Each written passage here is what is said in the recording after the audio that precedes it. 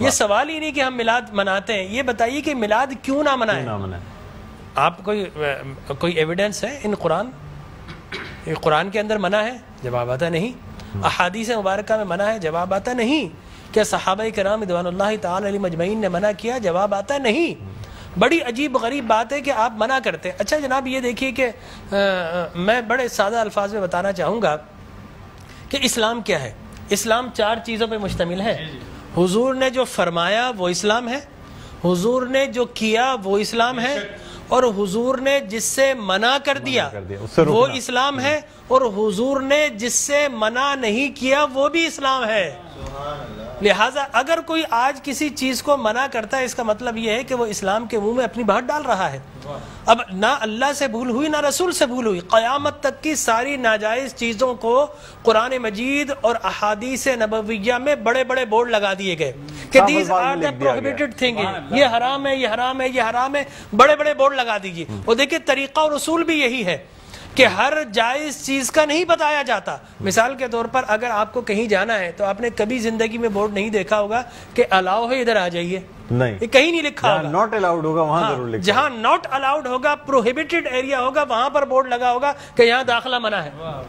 لہٰذا قرآن و احادیث میں بھی بڑے بڑے بورڈ لگا دیے، یہ حرام، یہ حرام، یہ حرام۔ اور مجھے کہنے دیے ڈاکٹر صاحب، اللہ کا نبی بنیادی طور پر ہر جائز کام کروانے نہیں آتا، بالکل نہیں۔ دراصل اللہ کا نبی ہر ناجائز کام سے روکنے کے لیے آتا ہے۔ اگر جائز کام کی اگر جائز کام کروانے آتا اور جائز کی فہرست بنتی تو قرآن 30 پاروں پہ 30,000 پارے بھی کم پڑ جاتے کہ یہ بھی جائز، یہ بھی جائز، یہ بھی جائز، یہ بھی فہرست، ایک پوری فہرست بن جاتی۔ کہاں تک ہم قرآن حفظ کرتے؟ لہٰذا قرآن کے اندر اللہ کو جو ناپسند چیز ہے ان کا بیان ہے، اللہ کو جو پسند ہے ان کا بیان ہے۔ ہر جائز چیز اللہ کا نبی کروانے نہیں آتا۔ اب اگر بنگلہ دیش کے لوگ رہنے والے اگر پوری زندگی اگر چاول کھاتے ہیں اور مچھلی کھاتے ہیں، ان سے یہ نہیں پوچھا جائے گا باجرے کی روٹی کیوں نہیں کھائی، تم نے گندم کیوں نہیں کھایا، تم نے فلانے نہیں کھایا، نہیں پوچھا جائے گا۔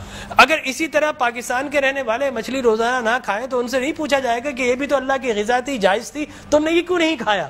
نہیں، ہر جائز چیز اللہ کو مطلوب نہیں ہے، اللہ کو مطلوب یہ ہے کہ ہر ناجائز کام سے روکا جائے۔ لہٰذا اللہ کے پیارے حبیب نے قیامت تک کی ساری ناجائز چیزوں سے منع کر دیا، نہ اللہ سے بھول ہوئی معاذ اللہ، نہ رسول سے بھول ہوئی، دین مکمل ہو گیا۔ اب اگر کوئی یہ کہتا ہے کہ یہ ناجائز، یہ بدعت، اس کا مطلب یہ ہے کہ کیا تجھ پر وحی نازل ہو گئی؟ باب نبوت تو بند ہو چکا ہے، اب تو کس بنیاد پر کر رہا ہے؟ دیکھیے اب کس بنیاد پر تم منع کر رہے ہو۔ اور میں آپ کو بتاؤں ڈاکٹر صاحب، یہ دین کا مسلمہ اصول ہے کہ کسی چیز کے جواز کے لیے کوئی ضعیف حدیث بھی کافی ہے، لیکن کسی چیز کے حرام یا بدعت ہونے کے لیے قرآن اور حدیث کی نص قطعی چاہیے آپ کو، اور حدیث متواترہ چاہیے، اس کے بغیر آپ کسی چیز کو حرام نہیں کر سکتے۔ اس لیے کہ اسلام گلا گھونٹنے کے لیے نہیں آیا، اسلام تو راحتیں دینے کے لیے آیا ہے۔ لہٰذا جو ناجائز چیزیں تھی اسلام نے وہ منع کر دی 1400 سال پہلے۔ اب اگر کوئی کہتا ہے کہ جناب آپ میلاد کیوں مناتے ہیں، تو میں کہتا ہوں یہ سوال ہی نہیں، بڑے احمق لوگ ہیں جو جائز کی دلیل مانگ رہے ہیں۔ ارے بھائی دلیل تو ناجائز کی ہوتی ہے، لہٰذا آپ ناجائز کی دلیل دیجئے کہ قرآن میں منع کیا کہ احادیث میں، بلکہ اب میں یہ کہتا ہوں اس بات کے بعد آپ قرآن پڑھیے، اللہ تبارک و تعالی نے 5 نبیوں کا میلاد قرآن میں بیان کیا ہے۔ حضرت آدم علیہ الصلوۃ والتسلیم کے میلاد نامے قرآن کے 5 رکوع پر متفرق پہلا واقعہ ہی میلاد نامہ آدم ہے۔ فرشتوں کو جمع کیا، میں آدم کو پیدا کرنے والا ہوں، کیا کریں؟ سیلیبریشن کرو۔ آدم کی ولادت کا موقع، نفخت فیہ من روحی فقعوا لہ ساجدین، جیسے ہی میں یہ آنکھ کھول دے، یہ پیدائش ہو جائے، ولادت ہو جائے، تو تمہیں کیا کرنا ہے؟ اس کو سجدہ کرنا ہے۔ اللہ تبارک و تعالیٰ فرماتا ہے کل مجمعون الا ابلیس، سارے فرشتوں نے سیلیبریٹ کیا، آدم کو سجدہ کیا سوائے ابلیس کے۔ تو معلوم یہ ہوا کہ جس نے میلاد منایا اللہ نے اسے نورانی قرار دے دیا، اور جس نے انکار کیا اللہ نے اسے شیطانی قرار دے دیا۔ سبحان اللہ سبحان اللہ۔ لہٰذا اسی طرح میں 2 منٹ بس، اسی طریقے سے سورہ قصص میں حضرت موسیٰ علیہ الصلوۃ والتسلیم کی میلاد نامہ اللہ نے 28 ابتدائی آیات میں بیان کیا. اور حضرت یحییٰ علیہ الصلوۃ والتسلیم کا میلاد نامہ سورہ مریم میں کیا سلام علیہ یوم ولدا، سلام ہو یحییٰ پر کس دن؟ جس دن وہ پیدا ہوئے. لہذا نبی پیدا ہو رہا تو اللہ سلام بھیج رہا ہے. اور پھر حضرت عیسیٰ فرماتے والسلام علیک یوم ولدت ویوم اموت ویوم ابعث حیا، سلام ہو مجھ پر جس دن میں پیدا ہوا. سرکار نے فرمایا. اور پھر اللہ تبارک و تعالی نے ووالدین وما ولد کہہ کر حضور کے میلاد کو بیان کیا. اور حضرت مریم کی میلاد کو اللہ نے سورہ آل عمران میں بیان کیا.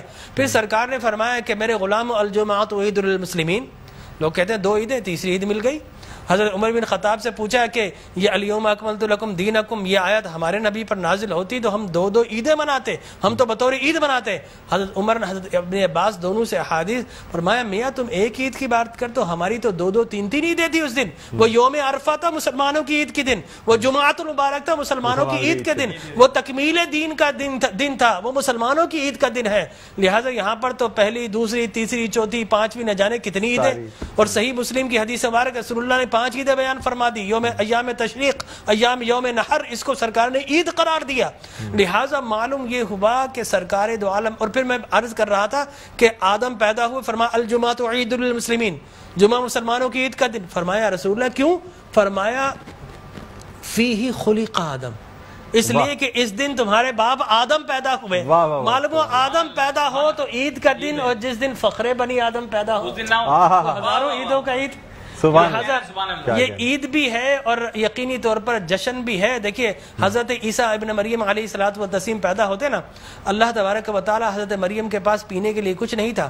اللہ فرماتا وَهُزِّ إِلَيْكِ بِجِذْعِ النَّخْلَةِ تُسَاقِطْ عَلَيْكِ رُطَبًا جَنِيًّا، اے مریم گھبرا مت، اللہ کے میرا نبی آنے والا، اس کی ولادت ہونے والی ہے. یہ سوکھا ہوا درخت ہے، اس کو ہاتھ تو لگا. حضرت مریم جیسے ہی ہاتھ لگاتی ہے اللہ تبارک و تعالی میلاد عیسیٰ کی خوشی میں اس کو ہرا بھرا کر دیتا ہے اور پانی جاری و ساری کر دیتا ہے. تو اللہ تبرک بھی دیتا ہے، اللہ تبارک و تعالی اسے سیلیبریٹ بھی کرتا ہے. تو یقینی طور پر میلاد النبی صلی اللہ علیہ وسلم کے اگر جواز کی آپ بات کریں گے صبح ہو جائے گی. میں قرآن سے بھی بیان کرتا رہوں گا، میں احادیث نبویہ سے بھی بیان کرتا رہوں، لیکن ناجائز کی ایک دلیل اگر کوئی ہمیں دینا چاہے تو ہم موجود ہیں میٹرو ٹی وی پر، کوئی ایک دلیل ہمیں دے دے. لوگ کہتے ہیں بدعت بدعت، یہ بدعت. او بھائی بدعت، ہر نیا کام بدعت نہیں ہوتا، ہر نیا عقیدہ بدعت ہوتا ہے. لہذا وہ سمجھے نہیں، ہر نیا کام بدعت نہیں ہے. میں آپ کو ثابت کر دوں ہر نیا عقیدہ بدعت ہے. لیکن آپ شیطان نے جب جو جس چیز پہ انسان کا ہے وہ قائم ہے، وہ قائم ہے. ہر نیا کام، اگر ہر نیا کام بدعت ہوتا، خوشی منانا، عید منانا، اس میں تو کوئی ایسی بات انوویشن ہے اسلام کے اندر. آپ یہ دیکھیں نا حضور اکرم صلی اللہ علیہ وسلم کی وفات شریف کے بعد قرآن مجید جمع کیا، بدعت. پھر اس کے بعد تراویح بدعت. وہ بخاری کے ہذہ نعمت البدع. حضرت عمر بن خطاب کے الفاظ ہے کتنی پیاری بدعت ہے کہ میں نے تراویح شروع فرما دی. تو مقصد وہ کہ بدعت اچھی بھی ہوتی ہے. صحابہ کرام بدعت حسنہ بھی ہے، بدعت مذمومہ بھی ہے. اور مذمومہ بدعت کیا ہے؟ اچھی چیز کو مٹا دینا. اور بدعت حسنہ کیا ہے؟ کسی اچھی کام کا جاری کرنا. فرمایا من سن سنتا حسنتا فلہ اجرھا واجر من عمل بھا الی یوم القیامہ. جو کسی اچھی سنت، اچھے کام کو جاری کرتا ہے، اس کے بعد قیامت تک اگر لوگ اس کام کو جاری رکھیں تو اس بگنر کو اللہ تبارک و تعالی اجر و ثواب عطا فرماتا ہے. ہماری ٹرانسمیشن کا